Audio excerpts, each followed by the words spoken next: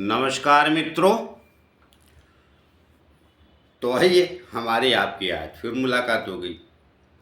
और जैसा मैं हमेशा ही कहता हूँ, जब तक परमात्मा की परमेश्वर की मर्जी है, हमारा आपका सिलसिला चलता ही रहे।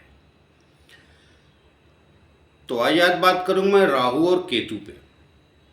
वो भी अभी ताज़ा ताज़ा जो परिवर्तन हुआ है राहु और केतु का, इंग्लिश में कहें तो ट्रांजिट हुआ है 1 नवंबर 2023 को। मैं 1 नवंबर पकड़ता हूँ, उसे रात में हो गया था 31 अक्टूबर को। अब इतनी बारीक चीज़ों में जाके क्या करेंगे, 1 नवंबर पकड़िए। तो 1 नवंबर 2023 को राहु केतु का परिवर्तन हुआ। तो ये क्या प्रभाव डालेंगे आपके आने वाले 1.5 सालों में, क्योंकि ये तो एकदम निश्चित है इनका परिवर्तन, आगे पीछे होते ही नहीं, 1.5 साल में करते हैं तो करते हैं। इतनी महान गणनाएं हमारे पुराने ज्योतिषाचार्यों ने, ज्योतिषविदों ने या हमारे महान ऋषि मुनियों ने कर रखी है कि हम तो कभी कभी ताज्जुब करते हैं, हैरान होते हैं, परेशान होते हैं, और कभी कभी इनके बारे में चिंतन करते हैं तो सिर्फ और सिर्फ धन्यवाद देते हैं और कुछ नहीं करते। इतना ज़्यादा ज्ञान दे के चले गए हैं कि हम लोग तो उनको आधार मान के चलते हैं ना। और वही सही है, वर्तमान में कुछ चीज़ें बदलती रहती, विशेष रूप से राहु केतु। तो वर्तमान में राहु केतु काफ़ी बलवान हो गए। पहले पीछे 40-45 साल पीछे चले जाए तो अकारक ही थे, इनकी कोई जगह नहीं थी। इनको बदनामी से लोग एक ही शब्द कहते थे, उनकी जिंदगी में तो राहु केतु आ गया। मतलब कहावत में भी जो ज्योतिष में विश्वास रखता था या नहीं रखता था, वो भी कहावत नहीं कहता था। तो वही राहु केतु की भूमिका के विषय में बताया और अपने ज्योतिष विदों को अर्थात अपने पूर्वजों को प्रणाम करके आगे बढ़ता हूँ। तो 1 नवंबर 2023 को राहु केतु का परिवर्तन हुआ।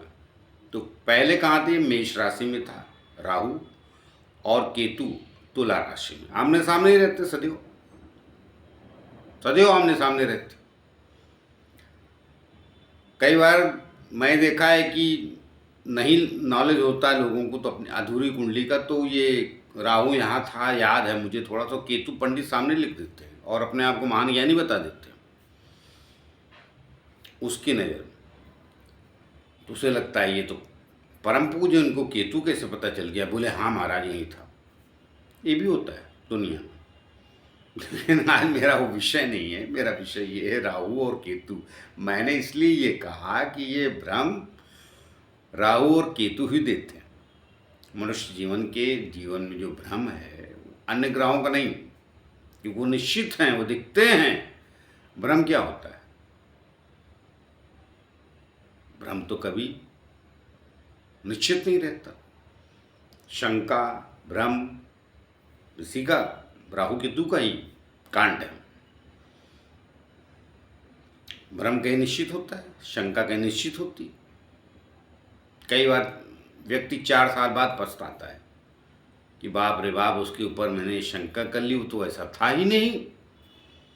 बाकी 7 ग्रह दिख रहे हैं आपको, सूर्य अपनी जगह है, चंद्रमा अपनी जगह, वो सब आप देख सकते हैं। आज की दुनिया में हमारे ऋषि मुनियों नाल किया बगैर दूरबीन के, जिसको आज की दुनिया में अंग्रेजी में टेलीस्कोप कहते हैं, आपके पास 1 लाख का भी मात्र हो गया, 50,000 का, जो भी, हमको जानकारी नहीं है वो आता कितने का है।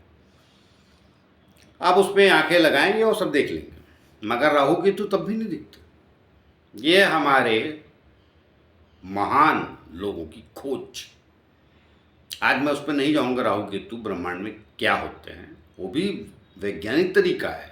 हमने कहा ना कई बार कि हमारे वर्तमान के वैज्ञानिक मशीन खोजते खोजते परेशान हो गए, ब्रह्मांड खोजते तो राहु केतु मिल जाते इनको, मगर आज तक नहीं मिले और आगे भी नहीं मिलेंगे। मगर हमारे यहाँ तो राहु केतु हैं और हमने उनके कारण भी बताए। भ्रम, शंका, घमंड, अनाचार, अनैतिक चीज़ें, ये सब राहु केतु से आती हैं, उसमें विशेष रूप से राहु से। तो राहु केतु 1 तारीख को बदल गए। तो ये मैंने भूमिका इसलिए दी कि आप राहु केतु को भी थोड़ा समझें और हमारे पुराने ज्ञानियों को भी समझें। तो अब राहु केतु नवंबर 2023 को बदल गए, तो अब आगे क्या करेंगे 1.5 साल ये 12 लग्नों में। मैं राशि से बात नहीं करूँगा, 12 लग्नों में। देखिए, पहले तो आप ये समझिए इनको कि हो सकता है वीडियो थोड़ा लंबा हो तो सुनना ही पड़ेगा ना।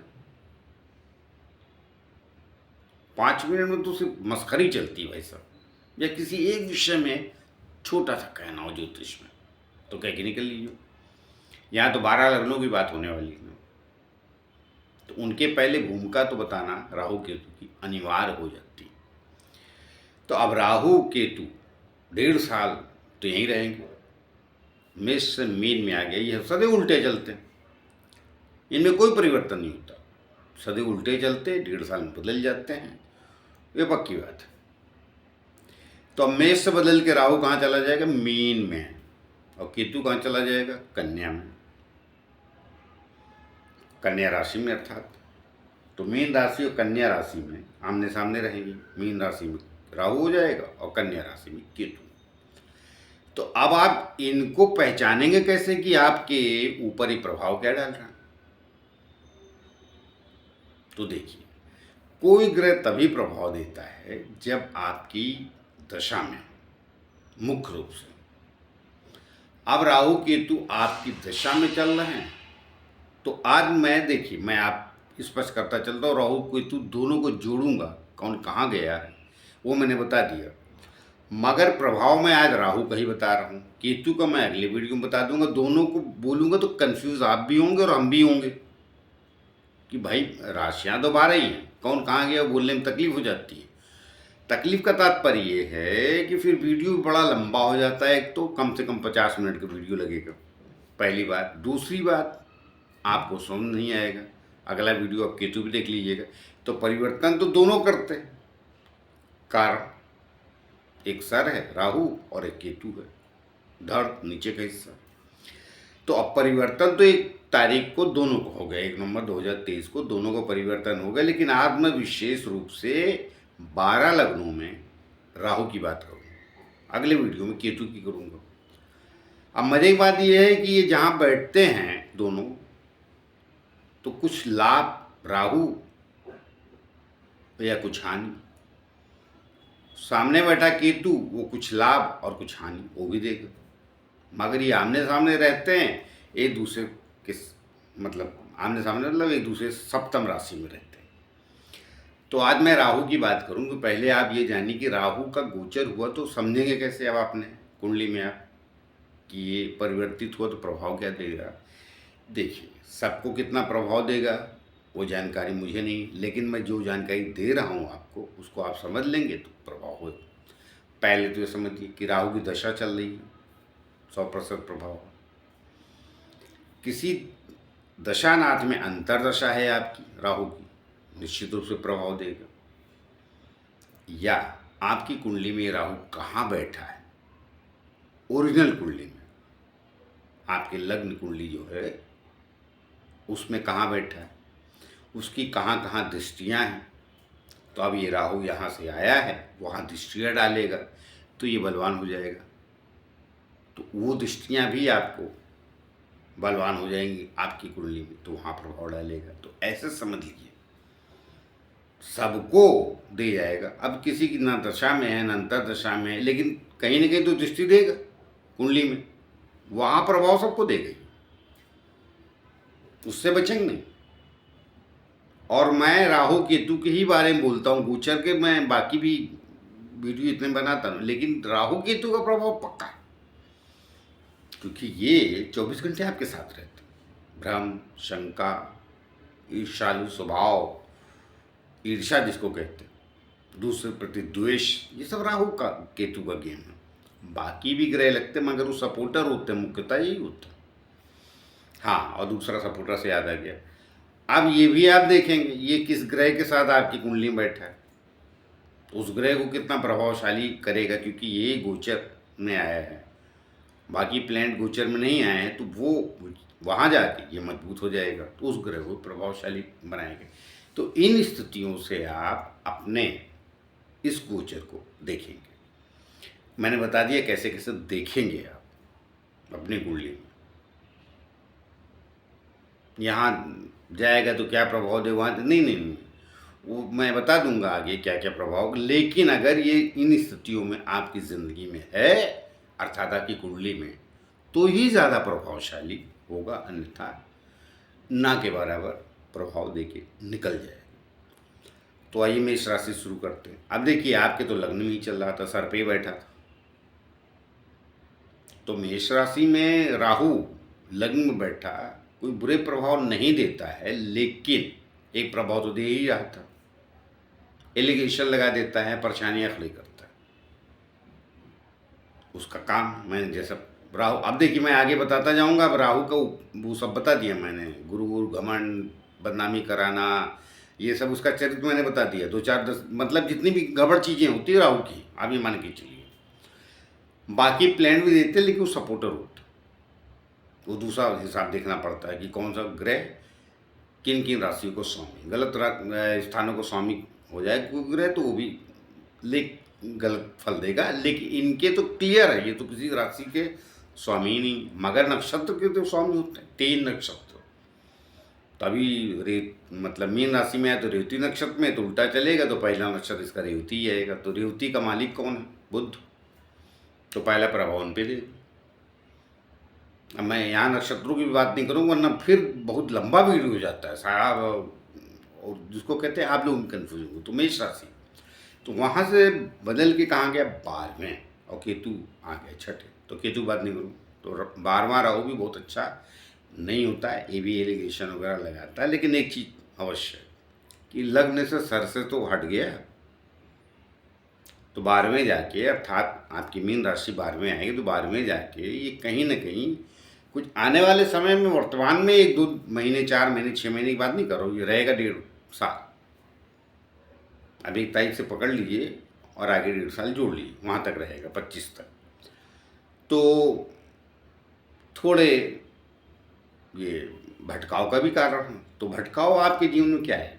ट्रांसफर का योग बने तो उसको स्वीकार कर लीजिए, और बाकी विशेष कुछ खास परिवर्तन नहीं देगा। और देगा तो दृष्टियाँ जहाँ जहाँ, अब उनको सबको गिनूँ तो परेशानी है। जहाँ दृष्टि डालेगा वहाँ रिश्ते थोड़े ख़राब करेगा।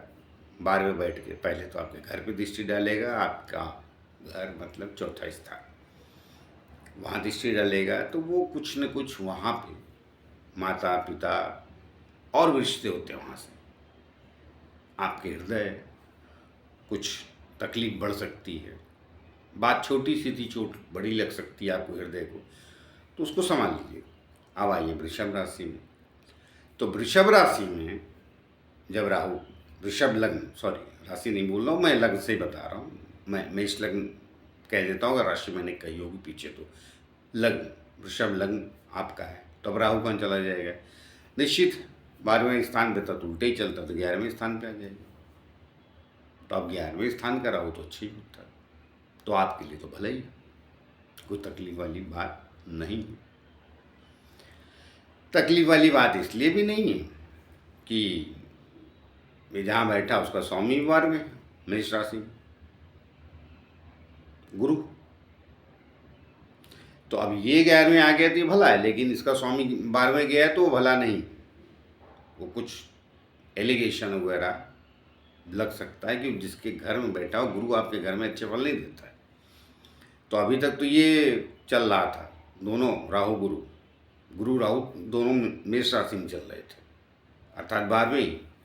अब गुरु बचाव कर रहा था या राहु पता नहीं, मगर अभी दोनों एक दूसरे से दूसरा स्वभाव कह रहा हूँ, माफ़ कीजिएगा, द्वादश स्वभाव बनाएंगे। तो ये 12वें आ जाएगा, किससे? जिसकी राशि में बैठा है गुरु आपका। तो कुछ गड़बड़ नहीं है, लाभ वगैरह का आपको फायदा देगा 1.5 सालों में, लेकिन कुछ एलिगेशन तब तक लग सकते हैं जब तक कि गुरु नहीं बदले। बाकी कुछ गड़बड़ हमको दिखता नहीं है, वृषभ लगन के लिए अच्छा ही। अब आइए मिथुन लगन में आ जाइए, तो 10वें स्थान पे आ जाएगा राहु, तो 10वां राहु अच्छा बोलते हैं, कोई बुराई नहीं। और बुराई क्यों, कुल ले देके कुछ गड़बड़ नहीं करेगा। आपका लेके मित्र भी है, मिथुन लगन का, वृषभ लग्न का भी है इसी, लेकिन इसका स्वामी 12वें गया था, इसलिए मैंने बोला आपका तो 11वीं स्वामी इसका, तो कोई तकलीफ नहीं, अच्छे परिणाम देगा। सिर्फ एक बात का ध्यान रखें कि थोड़ा सेहत को नज़रअंदाज ना करें और कुटुंबियों से बेवजह तू मैं ना करें। कुटुंब बोला मैंने, देखिए मैंने पहले भी कई बार बोल दिया, परिवार मतलब मियाँ बीवी बच्चे, या चलो माँ बाप भी मान लेते, कुटुंब बहुत बड़ा होता है, कुटुंब में सब आते हैं। तो कुटुंबियों से बेवजह का नोक झोंक ना कर, मामा नानी काका काकी चाचा चूची जो भी, सॉरी चाचा चाची जो भी, सब आ जाते हैं, कुटुंब बड़ा होता है। तो उनसे थोड़ा सा संभल करें, बाकी बहुत बढ़िया परिणाम देगा। कुछ गड़बड़ है। अब आइए कर्क राशि में, तो कर्क राशि में जब आ जाएगा तो ये आपके भाग्य स्थान पे आ जाएगा और लग्न पर दृष्टि डालेगा, तो ज़्यादा बुराई नहीं है। लेकिन लग्न में दृष्टि डालना, इसकी मैं फिर वही कहूँगा, ये और कुछ करता नहीं। राहु स्थितियों को थोड़ा बिगाड़ता है, और बिगाड़ता कैसे, बेवजह की खामखा की बदनामी लगाता है। लग्न दृष्टि है तो वो समस्या क्रिएट करेगा। दृष्टि इसकी कहाँ, आपके पंचम भाव में भी, तो पुत्र से भी हो सकता है, संतान से, अर्थात पुत्र कहते ही हैं बार बार, संतान पक्ष से भी थोड़ा बहुत कुछ मनमुटाव हो सकता है।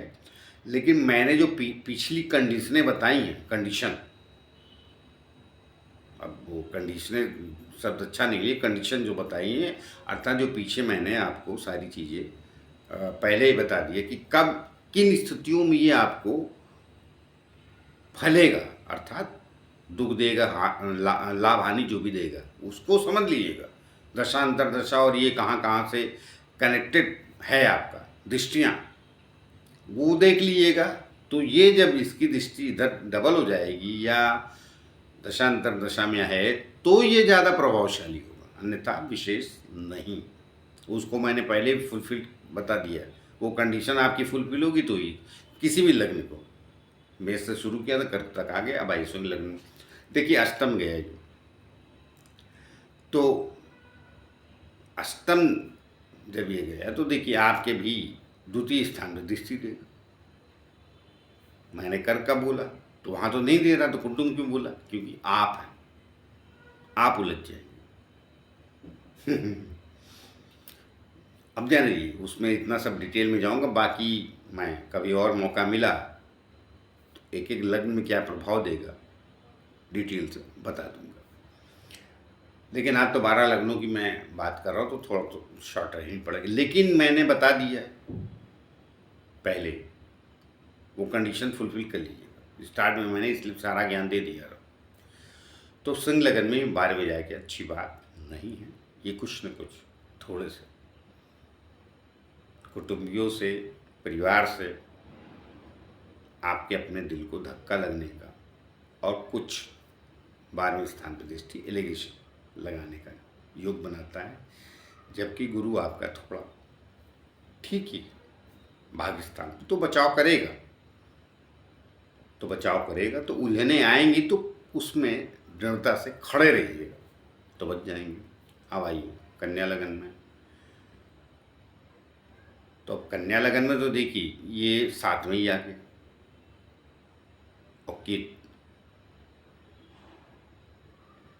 कन्या लगन में तो 7वें आ गया मीन राशि, और केतु लगन में, तो केतु की आज चर्चा नहीं करूँगा, मैंने बोला ना वो फिर वीडियो लंबा। तो अब 12वें ही बैठ गया ये, सॉरी माफ़ कीजिएगा, 12वें कह रहा हूँ, 7वें स्थान में ही बैठ गई कन्या लगन में, 12वीं राशि में, मतलब कन्या लगन देखें तो लग्न में 6 और सामने 12 राशि, अर्थात 7वें स्थान पे। अब वहाँ तो ये आपके 7वें स्थान पे आ गया, तो ये आपके लिए ठीक नहीं। ये निश्चित रूप से पति पत्नी में खटपट खिटपिट और बाकी रिश्तों में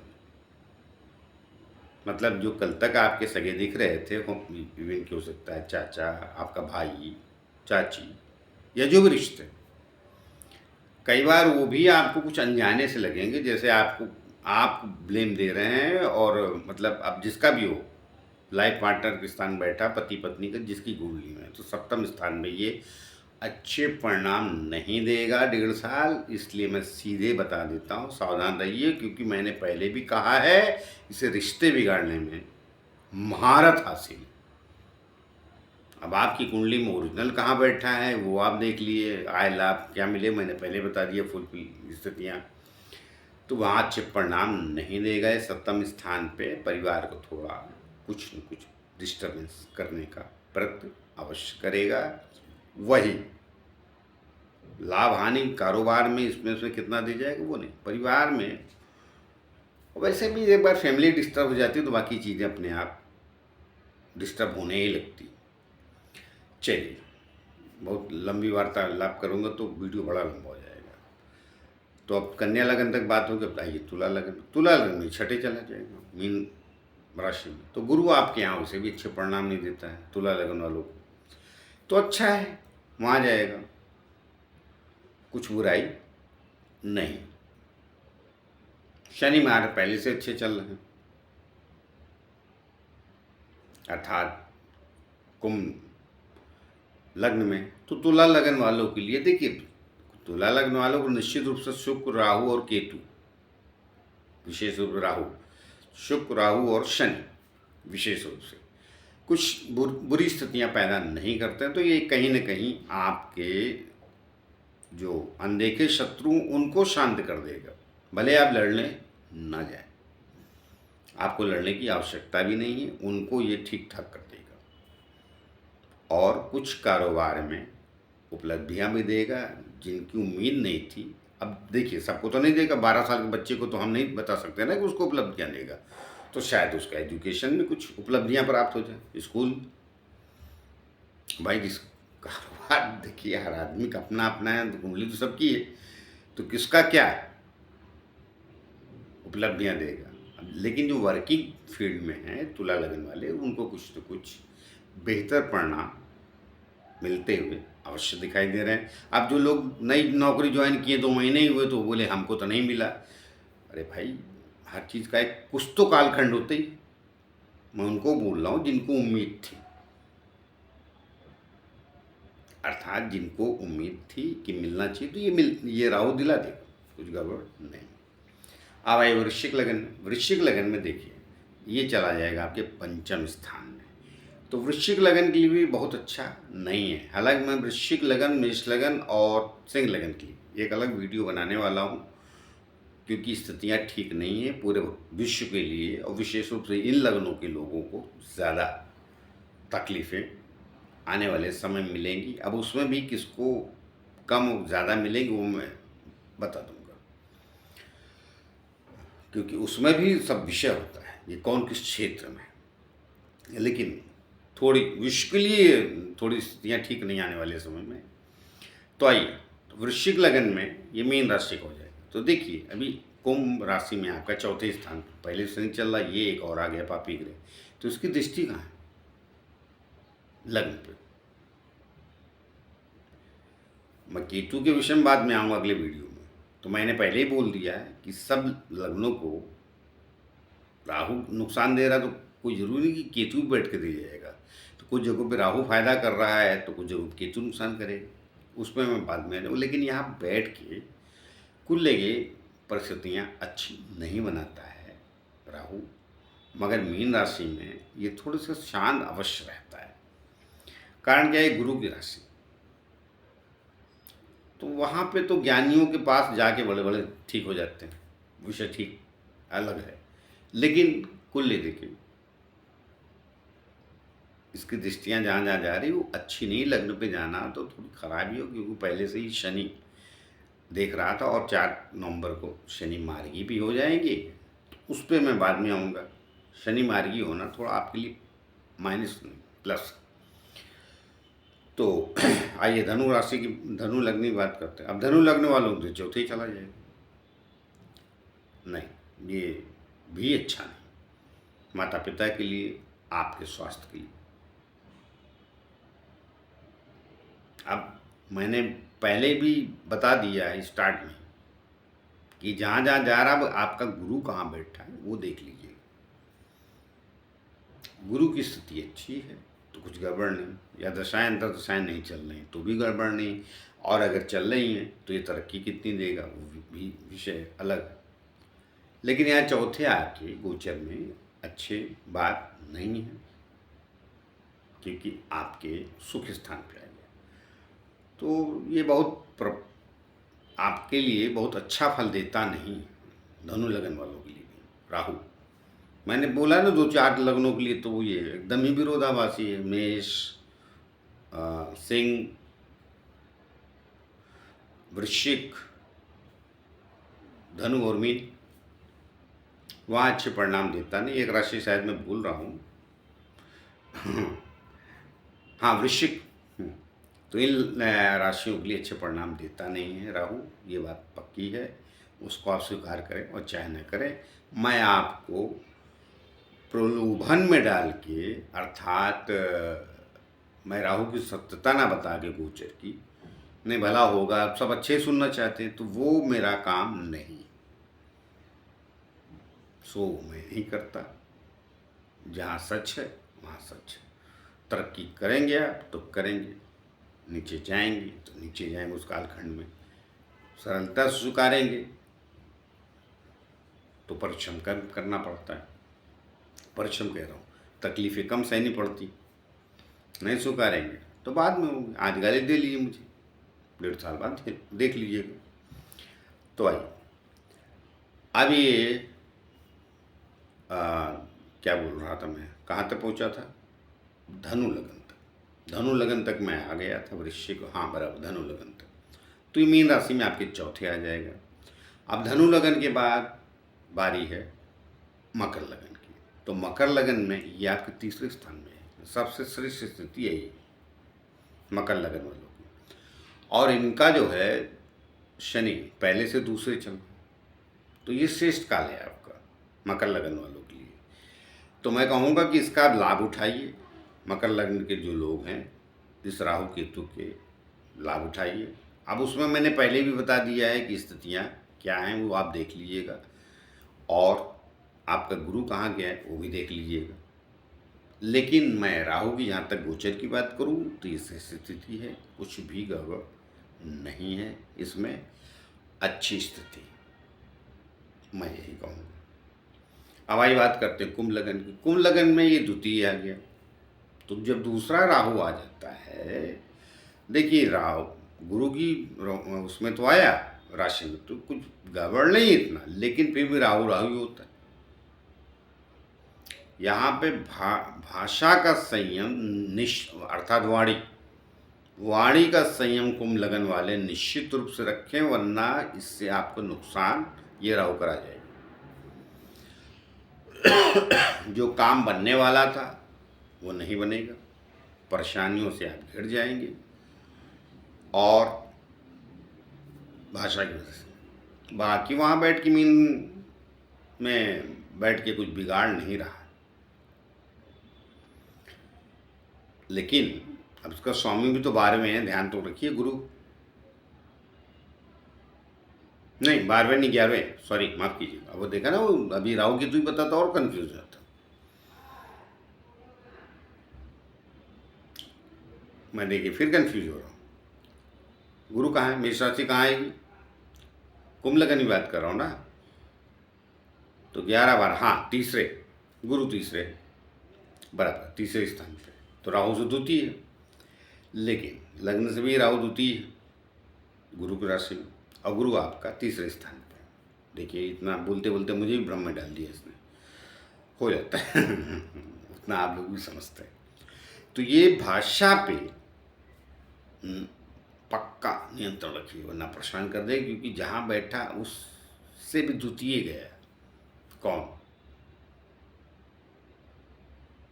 गुरु, उसका जहाँ ही बैठा वो बढ़ोतरी कर देगा। और मंगल की स्थितियाँ जब जब खराब आएंगी तब तक भाषा बिगड़ जाएगी और बनते काम बिगाड़ देगा। ये राहु आपको, हालांकि मित्र है कुंभ लगन का, लेकिन इसकी मित्रता का क्या। तो कई बार मैं बता रहा हूँ कि इसकी मित्रता क्या, कई बार ऐसे मित्र मिल जाते हैं जो आपकी तारीफ में झंडे गाड़ रहे हैं, मगर उनको यही नहीं पता चलता है कि वो आपकी बुराई बता रहे हैं। आपको अनुभव हुआ होगा कई बार कि ये हमारी कमियां बता रहा, समझ के मेरी तारीफ कर रहा है, कर वो तारीफ ही रहा है। ये तो ऐसे हैं, ये तो ऐसे हैं, राजा की तरह जगते हैं, राजा की तरह उठते हैं, जहाँ राजा की तरह चलते हैं और सब जगह बेहतर ही रहते हैं। कौन के सामने वो कर तारीफ रहा है, कुछ ऐसी भाषा। आजकल ये राजा वाली भाषा लोगों को सूट करती नहीं, मगर वो आपका नज़दीकी होके, आपको लगे मित्र है या आपका जो भी समकक्षी, जो भी नज़दीक है, करेगा तारीफ, आप भी कहीं अभिमान में आके चार बातें बोल देंगे, और अगर नहीं बोली तो ये बिगाड़ के चला जाएगा। वो समझिए वो आप नहीं, वही बोल रहा है राहु। तो भाषा से बाकी कुछ मैं आपको विशेष सलाह कुंभ लगन वालों को भी नहीं दे रहा हूँ, आई मीन की बात करते। तो मीन लगन में तो सर भी बैठ गए। तो यहाँ आगे कुछ विशेष नहीं है, बस थोड़ी सी ध्यान रखिएगा। ये जब लग्न में आ जाता है कुछ लग्नों को छोड़ के, तो ये भ्रम की स्थिति पैदा करता है। और भ्रम जानते हैं अब क्या होता है, जो है उसे आप नहीं मान रहे हैं, जो नहीं उसे आप समझने लगते हैं। अर्थात कई बार अपने भ्रम ना तो रिश्तेदारों में होता है, अर्थात अपने परिचितों में, तो भ्रम समाज के किसी भी हिस्से में होता है। उस भ्रम में मत पड़िएगा, ये डालेगा अवश्य। अगर उस भ्रम में नहीं पड़े तो ये कुछ नहीं बिगाड़ेगा।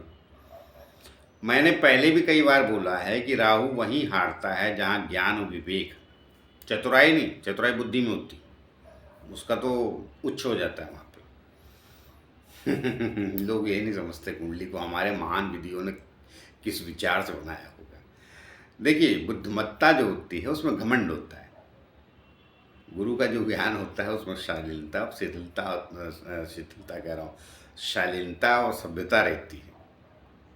तो आप भी रखिए, आ गया लग्न में क्या फर्क पड़ता है। अहंकार और अपने कम ज्ञान को ज़्यादा अहंकार में लेना ही तिलिस्म, ये तिलिस्म भी करता है। अब उर्दू के शब्द, इसके मैं मीनिंग नहीं समझाने जा रहा हूँ। अब वो निकलते हैं कई बार वाड़ियाँ। कई बार ये भी होता है कि जब आप ज़्यादा पढ़ लेते हैं, अब मुझे सारी भाषाओं का तो ज्ञान नहीं है, लेकिन जितना भी ईश्वर ने दिया है, अब वो कई बार मुख में आ जाती है। कोशिश करता हूँ मैं प्योर हिंदी बोलने की, शुद्ध हिंदी। एक आध बार आगे पीछे अंग्रेजी की या किसी उर्दू के शब्द आ जाएँ तो उसके लिए क्षमा कीजिएगा। तो ये आश्चर्यजनक काम करता है। चलिए, तिलिस्म का मतलब कुछ अचंभा, आश्चर्यजनक, सरप्राइज करता है जब लगन में रहता है। तो सरप्राइज मत हुई, क्योंकि सरप्राइज आपके लिए नहीं, आपको बिगाड़ने के लिए सरप्राइज करता है, बदनामी लगाता है। बदनामी का तात्पर्य वो नहीं है, थोड़ा मैंने कहा ना, भ्रम में मत रहिए, बाकी कुछ नहीं। भ्रम में नहीं रहेंगे, कोई समस्या नहीं। भ्रम में गए, ज्ञानी व्यक्ति होते हैं आप लोग, और शांति भी होते हैं। वृश्चिक लगन के लोग, सॉरी माफ कीजिएगा, मीन लगन के लोग ज्ञानी होते हैं, शांत रहते हैं। तो दोनों वही बनाए रखिए। तो ये कुछ कहते अपने देश में एक भाषा का इस्तेमाल करते, कलाई लगेगी नहीं इसकी, फिर कुछ नहीं होगा। तो आइए मिलते किसी और नए विषय को लेकर, तब तक के लिए आज्ञा दीजिए। जाते जाते फिर से प्रार्थना है कि जिन लोग हमारे चैनल सब्सक्राइब नहीं किया, कृपया कर लीजिए, उससे हमें बल और शक्ति मिलती है जो आप लोगों के द्वारा ही आती है।